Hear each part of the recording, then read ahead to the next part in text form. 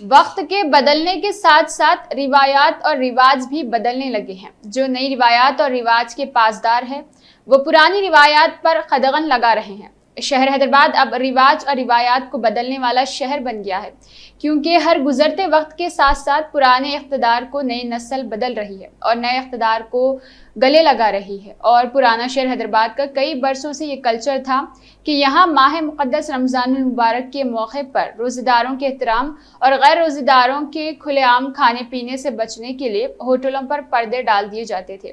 یہ کلچر اب تبدیل ہو گیا ہے۔ اب پرانے شہر میں کسی بھی ہوٹل میں رمضان کے دوران پردہ لگا ہوا نظر نہیں آتا، اور دوپہر کے اوقات میں بھی غیر روزہ دار ان ہوٹلوں میں مزے سے کھلے عام کھاتے پیتے ہیں۔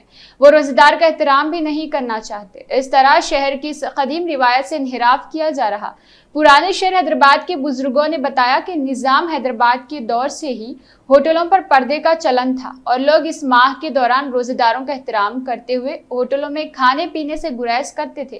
لیکن بدلتے وقت کے ساتھ ساتھ لوگوں کی سوچ بھی بدل گئی ہے، روایات تبدیل ہو گئے ہیں اور نیا کلچر فروغ پا گیا ہے۔ پرانے شہر میں حالیہ برسوں کے دوران ہوٹلوں کی تعداد میں اضافہ ہوا۔ ان ہوٹل مالکین سے جب اس تعلق سے استفسار کیا گیا تو وہ حیرت زدہ رہ گئے، کیونکہ کئی ایسی ہوٹلیں ہیں جن کے مالکین اس تعلق سے بالکل بے خبر ہے۔ وہ جانتے ہی نہیں کہ ایسا کبھی ہوا کرتا تھا۔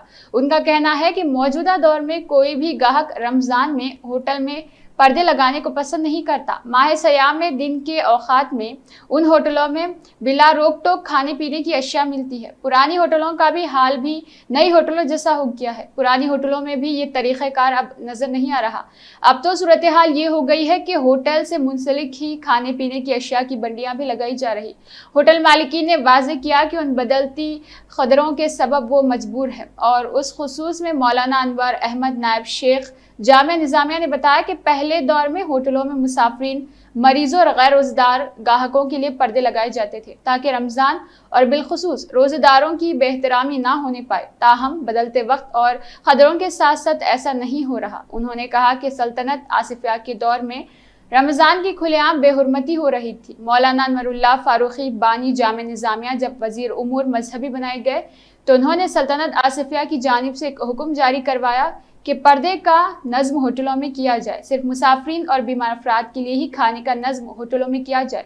اس سے رمضان کی بے احترامی نہ ہونے پائے اور اقتدار میں تبدیلی آ گئی۔ پرانی چیزیں بدل گئی ہے۔ پہلے تمام افراد بالخصوص ہوٹل مالکین ماہ مقدس رمضان کا احترام کیا کرتے تھے، تاہم اب حساسیت ختم ہو گئی ہے اور معاشرے میں اخلاقی انحطاط پیدا ہو گیا ہے۔ یہ ہماری تہذیب کا حصہ تھا، اور رمضان میں بے روزہ داروں کی جانب سے کھل کر کھانے پینے کی اشیاء کے استعمال سے گریز کیا جاتا تھا، جس کے لیے پردے ہوٹلوں میں لگائے گئے تھے۔ تاہم نئے زمانے کی نئی چمک دمک اور نئی روشنی والی نئی نسل نے اس کو فراموش کر دیا۔ پہلے لوگوں میں آداب شریعت کا لحاظ تھا اور کھلے عام اشیاء خورنوش کا استعمال کرنے سے گریز کیا جاتا تھا، لیکن صورتحال اب بدل گئی ہے۔ رمضان المبارک کے آغاز کے بعد گرچہ مساجد میں عبادت کرنے والوں کا ہجوم دیکھا جا رہا ہے، لیکن ہوٹلوں میں دن کے اوقات میں رمضان المبارک کے احترام پر ابھی بھی کوئی خاص توجہ نہیں دی جا رہی۔